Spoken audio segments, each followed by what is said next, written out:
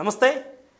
KRMB Krishna river management board ఇంతకీ KRMB చుట్టూ జరుగుతున్న రాజకీయం విషయం చూస్తే కనుక చాలా వరకు వాడివేడి చర్చ కొనసాగుతుంది.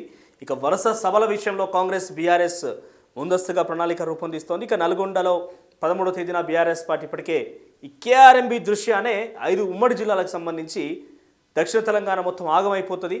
కాంగ్రెస్లకు అసలు నీళ్ళంటే తెలుసా, అసలు వాళ్ళకు అవగాహన లేదన్న రకంగా కేసీఆర్ మాట్లాడుతున్నాడు.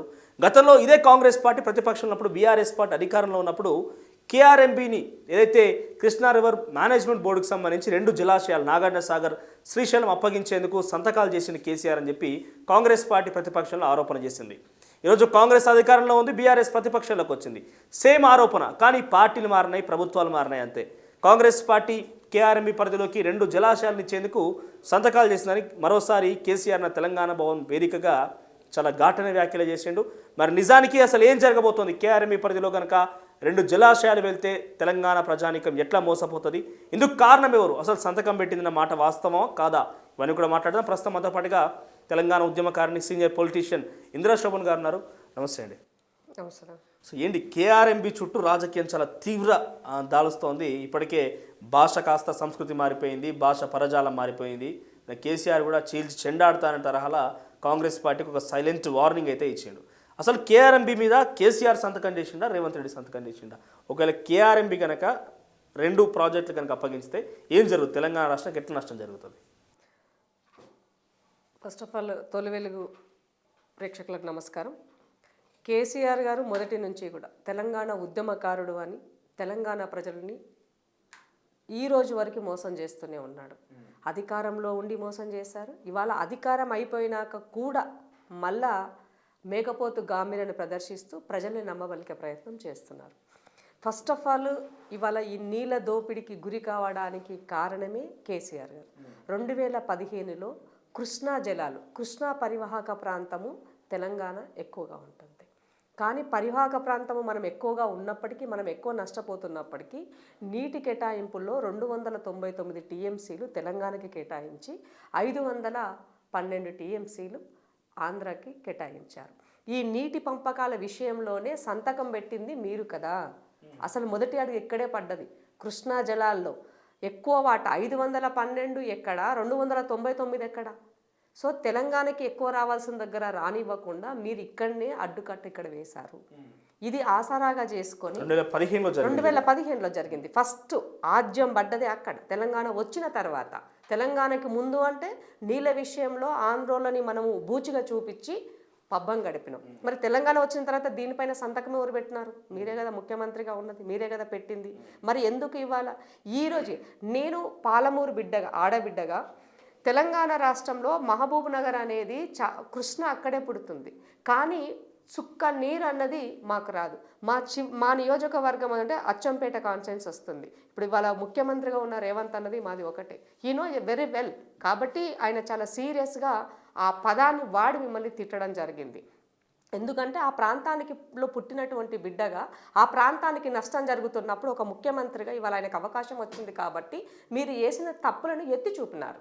కాబట్టి దానికి ఇవాళ మిగతా విధవలందరినీ పోగేసి మీరు ఇలా మాట్లాడిస్తున్నారు. వాస్తవాలు ముందు పెట్టి మాట్లాడండి. మీ ఇద్దరి మధ్యలో జరిగినటువంటి అగ్రిమెంట్లను కదా ప్రభుత్వం ఇవాళ అధికారంలో ఉన్నటువంటి కాంగ్రెస్ ప్రభుత్వం బయట పెట్టి మాట్లాడుతున్నది.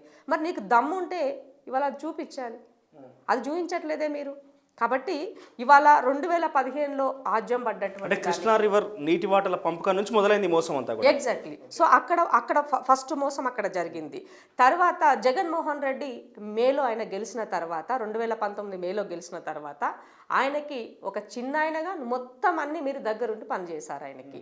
ఇక్కడ సంగమేశ్వరానికి, పోతిరెడ్డిపాడుకు నీళ్ళు అన్ని తీసుకుపోతూ తెలంగాణ రాష్ట్రంలో ఉన్నటువంటి మహబూబ్నగర్, ఖమ్మము, ఇవాళ వరంగల్ ఆ ఏరియాకి నీళ్ళు వచ్చేటువంటి పొజిషన్ ఉన్నటువంటి నల్గొండ, ఈ ప్రాంతాలకి వాటర్ వచ్చేటువంటి ఈ ఏదైతే ఇప్పుడు మనం మాట్లాడుకుంటున్నామో కృష్ణాకి సంబంధించినటువంటి ఆ మహబూబ్నగర్లో ఉమ్మడి ఆంధ్రప్రదేశ్లో మొదలుపెట్టినటువంటి నెట్టంపాడు, భీమా, కోయల్ సాగర్ ఇలాంటి ప్రాజెక్టులు అన్నింటికి కూడా ఒక 10,000 కోట్ల రూపాయలు ఖర్చు పెడితే పూర్తయ్యే వాటిని మీరు కంప్లీట్ చేయకుండా తాత్సారం చేసి కంప్లీట్గా దక్షిణ తెలంగాణకి నష్టం చేసినటువంటి వాళ్ళు మీరు.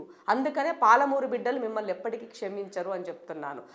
నీకు తెలంగాణ ఉద్యమంలో జీవం పోసింది, పునర్జన్మనిచ్చింది, తెలంగాణ ఉద్యమంలో పునర్జన్మనిచ్చింది పాలమూరు బిడ్డలు. ఎంపీగా ఆ రోజు నిన్ను గెలిపించకపోతే అసలు ఆ రోజు కథమై ఉండేవాడివి. కానీ నీకు ఆజ్యం పోసి నీ యొక్క జీవిత పొలిటికల్ కెరియర్కి తెలంగాణ ఉద్యమానికి ఊపిరి పోసినటువంటి పాలమూరు బిడ్డల ఉసురు తీసే పని నువ్వు చేశావు. అంటే జగన్మోహన్ రెడ్డి ఆయన ఒక జీవోని తీసుకొచ్చాడు, 203 జీవో తీసుకొచ్చి పోతిరెడ్డి సంగమేశ్వరానికి సంబంధించి అంటే రాయలసీమకు సంబంధించిన లిఫ్ట్ ఇరిగేషన్ని మేము పెంచుతున్నాము, పోతిరెడ్డి పాడుగు రెగ్యులేటర్కి సంబంధించినటువంటి చేస్తున్నామని చెప్పేసి ఆయన ఇచ్చినటువంటి జీవో విషయంలో మీరు కనీసం ఒక్క మాట కూడా మీరు స్పందించలే. మీరు ఎత్తు పెంచితే మాకు నష్టం జరుగుతుంది, మా నీళ్ళ కష్టమవుతుంది, మాకు నీళ్ళు ఉండవని మీరు ఎందుకు మాట్లాడలే? మహబూబ్నగర్కి సంబంధించిన మంత్రులు మాట్లాడలే.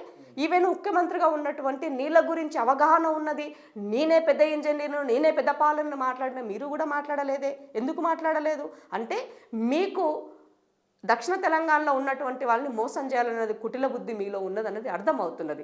దాని మూలంగానే జగన్మోహన్ రెడ్డి తనకు కావలసినటువంటి విధంగా వాటర్ని దోచుకుపోయేటువంటి ప్రయత్నం ఆయన చేశారు.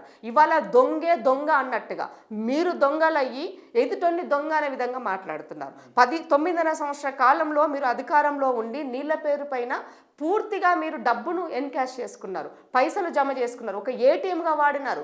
కాళేశ్వరంలో తెలంగాణ రాష్ట్ర ప్రజల శ్రమనంతా తీసుకెళ్లి కాళేశ్వరంలో ముంచి మోసం చేస్తున్నారు. అగైన్ మళ్ళీ ఇవాళ కృష్ణాకి సంబంధించినటువంటి కృష్ణా రివర్ బోర్డుకి అప్పగించేటువంటి దాంట్లో మీరే ముఖ్య పాత్ర సూత్రధారి అయ్యున్నారు.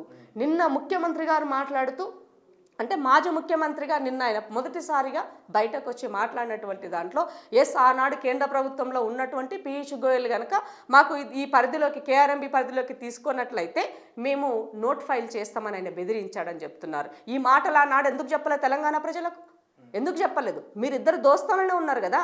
ఈ రాష్ట్రంలో వీటన్నింటికి ఇవన్నీ నాశనం జరగడానికి ఇవాళ నీళ్ళ పరంగా ఉండొచ్చు, ఆర్థిక వనరుల పరంగా ఉండొచ్చు, ఈ రాష్ట్రము నష్టపోవడానికి కీలక పాత్ర పోషించిన దాంట్లో ఉన్నది భారతీయ జనతా పార్టీ ఉంది, మీరు ఉన్నారు. మీరిద్దరు ఒకరికొకరు తోడు దొంగల్లాగా అయ్యి ఇవాళ అన్ని రకాలుగా ఇవాళ ఈ రాష్ట్రాన్ని నాశనం చేశారు, విధ్వంసం చేశారు. ఇవాళ మీరు ఇచ్చినటువంటి జీవోలో ఇవాళ మరణ శాసనాలుగా ఇవాళ మిగిలే పరిస్థితి వచ్చినాయి. కాబట్టి ఇవాళ అధికారంలోకి వచ్చినటువంటి ప్రభుత్వం మీరు చేసినటువంటి తప్పులన్నీ కూడా ఎండగట్టి ముందు పెడితే నోటికొచ్చినటువంటి మాటలతోనే ఇవాళ మీరు దానిని బుల్డోజ్ చేసే ప్రయత్నం చేస్తున్నారు. తెలంగాణ ప్రజలకి ప్రతిదీ తెలుసు. మీరు చూడండి వాళ్ళు ఇచ్చినటువంటి స్టేట్మెంట్లు, వాళ్ళు మాట్లాడే మాటల్లో సోషల్ మీడియాలో మీడియాలో అయ్యుండొచ్చు, ఎక్కడైనా మీ కింద వచ్చిన కామెంట్ కనుక మీరు గమనించినట్లయితే వాళ్ళు తూతూ అని తిడుతున్నారే తప్ప ఒక్కడన్నా అప్రిషియేట్ చేస్తున్నారా వాళ్ళని? ప్రకృతిని బీభత్సం చేశారు. ప్రకృతికి విరుద్ధంగా ఎవడు పోయినా కూడా ఏదో ఒక రోజు ఆ ప్రకృతిలో కలిసిపోవాల్సింది. కాబట్టి కేసీఆర్ గారు కాళేశ్వర రూపకంగా ఇవాళ మహబూబ్నగర్ పాలమూరు బిడ్డల రూపకంగా ఇవాళ మీరు ఎక్కడ పరిమితమై ఎక్కడ కూర్చున్నారు, ఆరోగ్యంగా కూడా మానసికంగా ఇవాళ కుంగిపోయే స్థితికి ఈ ప్రకృతి తీసుకొచ్చిందన్నది కేసీఆర్ గుర్తుంచుకోవాల్సిన అవసరం.